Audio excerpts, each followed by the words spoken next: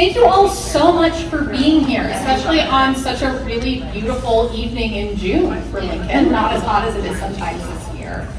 My name is Catherine Hunt. I am the director of the Lincoln Public Library, and I, again, am so grateful for you all coming and spending your time here this evening with our fantastic author, Stephanie Garber, and with our fantastic teen interns, who are the ones who are really leading this program. So in just a minute, I will be off stage and they will be up here running this program. They've been with us since February, and truly such a fantastic group of young people who are doing great things now and are going to keep doing great things. And they've got more in store, so if you haven't seen all the cool stuff going on in June as part of our Youth Literacy Month here in Lincoln, please check it out. I am happy to introduce Lailani Bogar, Grayson Zimney, and Adelyne.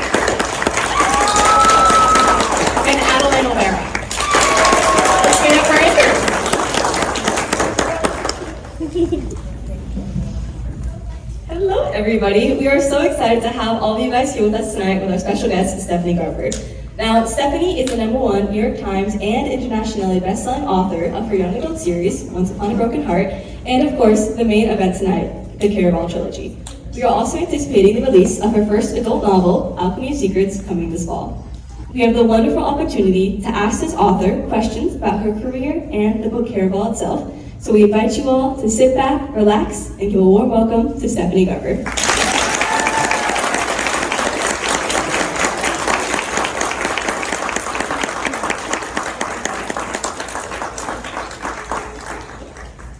After questions from my fellow teen interns and I, you all will get an opportunity to participate in a live audience Q&A. We'll have my coworkers here, Grayson and Kylie, come out in the audience with microphones for you all. Following that, Stephanie will be drawing names from our hat to announce the winners of our wonderful gifts and free books of the special editions of Caraval and her other series. And finally, we'll be arranging you guys all into a line so you can get your book signed. Reminder, that's going to be a max of about 3 books per person. So let's get this thing started, shall we?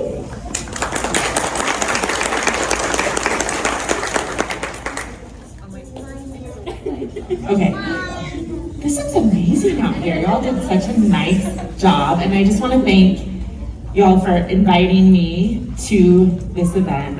I was thrilled to get the invitation, and I'm thrilled all of you are here. It's just really my pleasure to be here tonight, so thank you for having me. Of course, we're so happy to have you. All right, now our first question from us. For readers in the audience who haven't yet read Caraval, how would you pitch your book to them? All right, Caraval is a young adult fantasy novel that feels like a Baz Luhrmann movie meets a Florence and the Machine song, where 2 sisters travel to a magical island where they're told everything that happens is just a game, but as strange and sinister events begin to occur, they begin to question what's real and what is just a game. But thank you for sharing that, because I feel like a lot of people, same for me, have that pressure to do everything perfect versus just doing something and then, moving on to the next thing, which is kind of like the only way we can move forward and, better ourselves. But in terms of your writing, what inspires or helps you come up with such a unique plot twist? Are you more of a plotter or a pantser? That's a good question. So I think for a first book, I'm more of a pantser. And what I'll do is, I don't know how many of you are familiar with Jennifer Lynn Barnes. Yes. She's a genius. She wrote the Inheritance Games, which is just an awesome series. And she's really smart. And she talks about the importance of like an id list. And I've done this for a long time where it's like you write down all the things you love and all the things you would like to see and that would be fun. And so that's kind of how I start my plotting, is by writing down kind of everything that I would like to see in a book. So I think for the Once Upon a Broken Heart series, I was like, my main character and my main love interest in that series cannot kiss the main character, because there's a whole thing about like anyone except his one true love is gonna die if he kisses her, and he already kissed someone in the first series and she didn't die, so he's like, I can't kiss her. So I'm like, how do I get around this and write a romance where these characters can't kiss? And so I like brainstormed a bunch of things. Like I was like, what if he gets infected with vampire venom? What if she like gets poisoned by tears and so he has to hold her close? And so I would create these moments to like give them like physical intimacy without like actually being physically intimate. And then I write down things that I really like vampires and curses and stories that change and little baby dragon. And so, and some things that don't end up making in my books, but I always start by just kind of writing down things specific to a story that I think could be interesting, like plot twists maybe, where it's like, ooh, let's murder the prince on the wedding night, or murder Julian, you know? And sometimes they happen, sometimes they don't. And then I just write down things that I like in a story. So if I'm watching like a TV show and I'm like, you know what? I really like it when characters kiss in the rain, or I really like a mysterious mentor, or I really like a close group of girlfriends. Like, I'll write down these things that like I find joy in. And then, you know, that's kind of how, like, I'll literally do it on index cards, and then I'll move them around physically to create an outline. So it's kind of like this puzzle that I make for myself. It's not, I don't recommend it, but it works for me. As we kind of wrap up this segment, we wanted to ask you one last question. Recently, Lincoln City Council declared June to be Youth Literacy Month, which encourages reading and writing within our community. What advice would you give to young authors looking to start their writing journey? Oh, that's, okay. So I think I have several pieces of advice. One is to read wildly and widely, is to read widely. I think the second one is to know, I already said this, that failure is part of the process. Rejection is part of the process, it's not failure.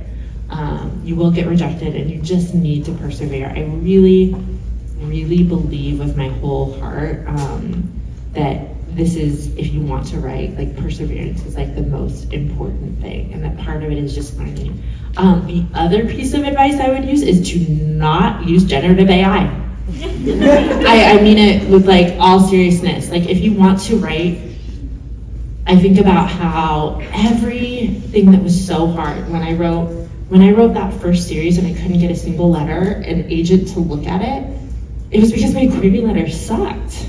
It was really bad, but my query letter was bad because I wasn't a strong enough writer, and I made it better by becoming a stronger writer. And so now, as an author, you know, when I'm writing a book, like I work with my editor to write the copy that's on the jacket flap.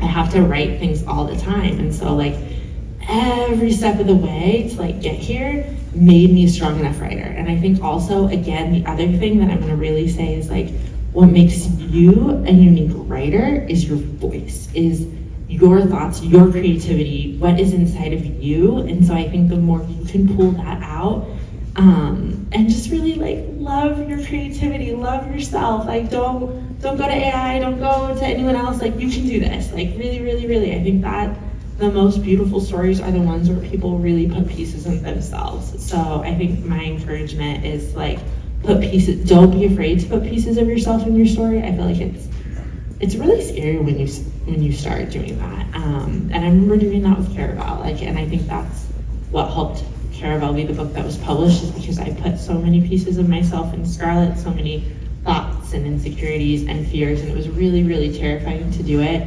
But it's also been so rewarding over the last decade to hear people say that they connect to this character, they relate to this character.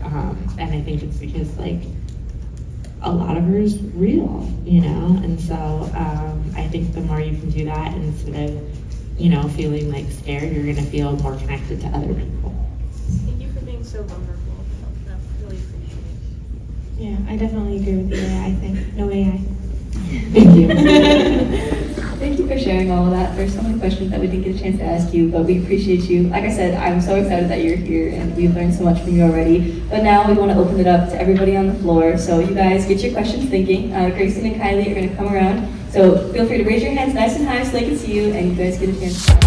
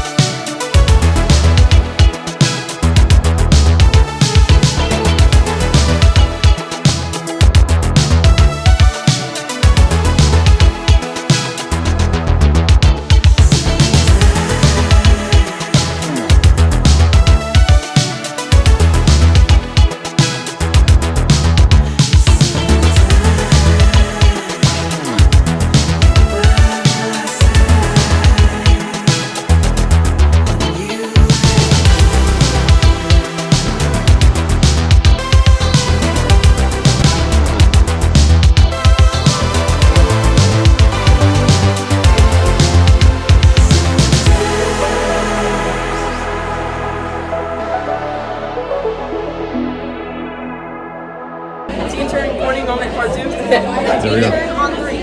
1, 2, 3. Teen turn.